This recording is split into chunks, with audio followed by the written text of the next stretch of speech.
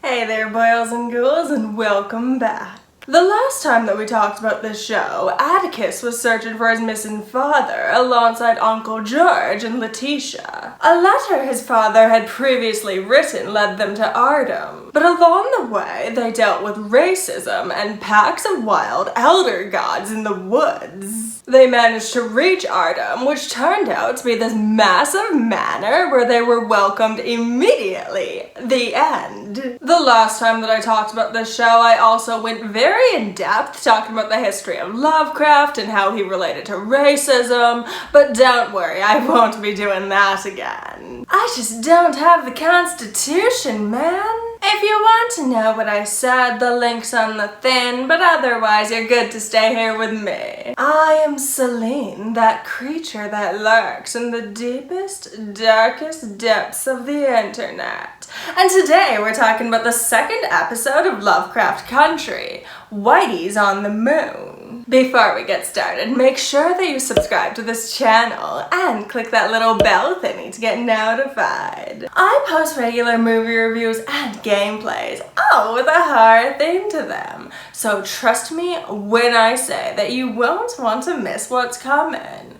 Don't believe me? Stick around to the end of the episode to find out what movie I'll be discussing next time. And with all that boring administrative stuff out of the way, let's jump right into this. So the episode opens up with Letitia and Uncle George savoring the riches of Ardham Manor. Something that Atticus can't bring himself to do because, well, you know, there are elder gods in the woods. He asks them how they can sleep so easy, at which point everyone realizes that Atticus is the only one who remembers being attacked by Shaggoth. This disturbs them a little bit, but not nearly as much as this random butler guy does. Random butler guy is evil. That is literally the beginning and the end of his character. He explains to them how the manor used to belong to a Mr. Braithwaite, who was known for being a very kindly slave owner, and who died when the manor burned down. After this, our heroes go for a walk where they encounter more racism. They decide to walk home through the woods, and it's here that Uncle George reveals that he knows more about Mr. Braithwaite than random butler guy was saying. As it turns out, one of Atticus's relatives was a slave of Mr. Braithwaite's. And when the butler said that Mr. Braithwaite was kindly towards his slaves,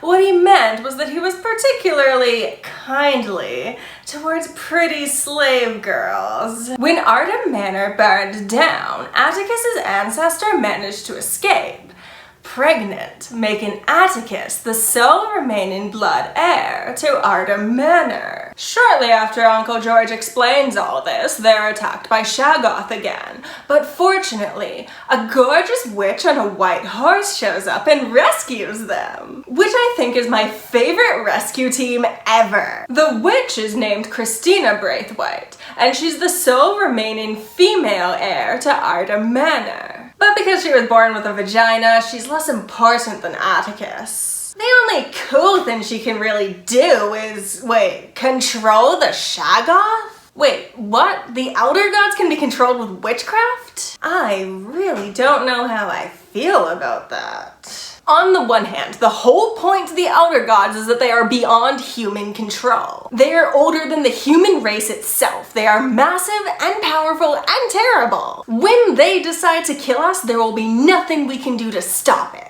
So to reduce them to basically just guard dogs is kind of disappointing. But on the other hand, the fact that Christina can control the Elder Gods using witchcraft makes her basically the coolest person on the planet. Like, yeah, she is a little bit racist and she is working for the bad guys, I will acknowledge that. But she literally breeds and controls the Elder Gods. That's mind-blowing. And then again, maybe the fact that they can control the Elder Gods is just a testament to how powerful these people are. If even the gods are under their control, then who can challenge them? Anyway, Uncle George and Letitia immediately forget about the attack. And Christina brings Atticus back to Ardham Manor, where he meets her father. Her father has some big thing about the Garden of Eden, and he gives this big speech about how the beginning of time was the only time when all creatures knew their place and acted accordingly. Obvious commentary is obvious. Hopefully I don't have to explain it too much, but let me give you a hint. They're talking about race. Then that stupid, meddlesome, troublemaking bitch Eve brought entropy and death. Meanwhile, Uncle George and Letitia have been locked in separate rooms. And when Atticus refuses to help the Braithwaites return to the Garden of Eden, Christina punishes him by giving Uncle George and Letitia their memories back, and then locking Atticus in a third separate room. Uncle George manages to find this hidden library and begins to read through the books. But while he's there, he's approached by, who the fuck is this? He clearly knows her. He knows that she's just a glamour because he mentions the fact that she's dead. And they seem to have some sort of romantic connection considering they slow dance, which I guess is kinda interesting considering the first episode established that he was happily married with a daughter. But Uncle George isn't the only one receiving visits from ghosts. Atticus gets attacked by what I can only assume to be an old war buddy, and Letitia starts having sex with Atticus. But things take a turn when fake Atticus takes off his pants and reveals that he has a real anaconda situation going on there. But all of this comes to a stop when the Braithwaites collect our heroes for a big fancy dinner with the Illuminati. Here, Uncle George proves that he actually was paying attention to those books he found. And he discovered that as the last remaining male heir to the Braithwaites, the Illuminati basically has to do whatever Atticus tells them. Atticus commands the Illuminati to leave, and then they search Braithwaite Manor until they find Atticus's father held hostage. The four of them try to get away, but the Braithwaites catch up to them and take them hostage. There's this moment where they try to make you think that Letitia's dead, but it's only really important because it establishes that we're not really supposed to like Christina, as she refuses to help Letitia as she's dying. But the whole thing is really stupid in reality because we know Letitia isn't gonna die in the second episode. She's our female lead. And lo and behold, when they get back to Braithwaite Manor, she's fine. Atticus isn't though, because the Braithwaites intend to use him as a sacrifice to return to the Garden of Eden. Something that Christina wishes that she could do in his place, but you know, vagina and all. They set up Atticus to this machine that's given me some major Hellboy flashbacks. All well, the song that the episode is titled after plays. And normally I don't mention the soundtrack, but here I feel it's kind of important. The song is literally about how white people gain at the expense of black people. Sure, white people managed to make it to the moon, cool. Meanwhile, there are black people on Earth still living in poverty. And how can we explain all that money that went to space travel when we didn't even try to fix our own planet? Meanwhile, Mr. Braithwaite gets to go to the Garden of Eden. Cool. Meanwhile, Atticus is literally dying so that he can do this. Which adds an extra interesting layer to Christina's desire to replace Atticus here. She knows that doing it will kill her. She knows that the only person willing to benefit is her father, a man. And yet, she wants to do it because it's a quote-unquote honor that she's been denied. As it is, Christina's involvement in this whole thing is already fascinating. She is enabling her father to kill Atticus because of her father's goals. Kinda like those white women that voted for Trump because it would make America more comfortable for their white husbands. Sure, black people might die and maybe this isn't the best thing for women either, but they have a family to think about, so fuck it. Anyway, Atticus receives some sort of vision of his ancestor who had escaped previously, and she somehow manages to make the whole manor explode.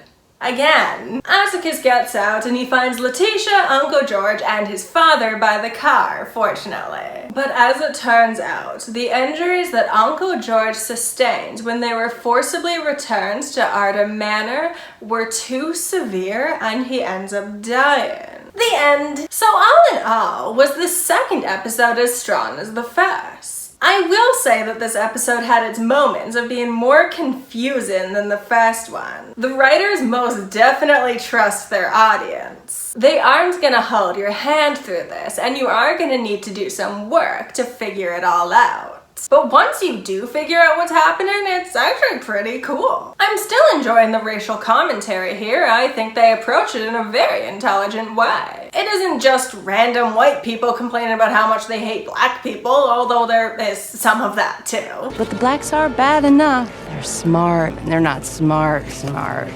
They're beasts. But they're clever enough to cause mischief. It's multi-layered. You can find racism hidden in the realms of metaphor, and I really like that.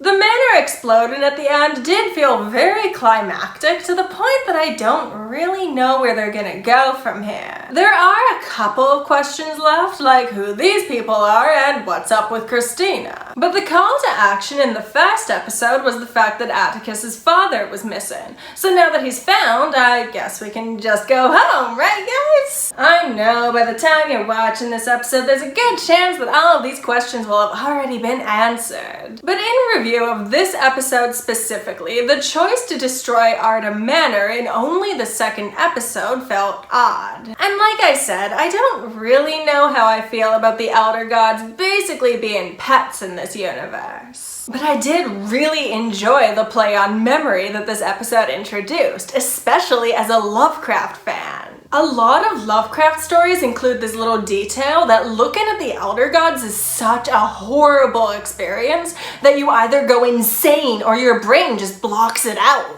Obviously, this is a difficult detail to include in a visual medium because your audience is here to see the Elder Gods, and you can't exactly have your protagonists going insane after the first episode. So I thought that this was a very creative way to call back to that, but in a slightly altered way that works in a visual medium. I do see a very intelligent show with cool creature designs and unique ideas, so I really have little to complain about here. Don't forget to subscribe to this channel and click that little bell thingy to get notified, because next time we're going back to school with the class of '84. You simply cannot afford to fail this class. Now what is the answer? And trust me when I say that you won't want to miss it. Give this video a like if you enjoyed it, and while you're down there, why don't you leave me a comment? Let me know what you think about the Elder Gods basically being pets, because I literally do not know. Thank you so much for watching, my pets, and I will see you next time. Love you.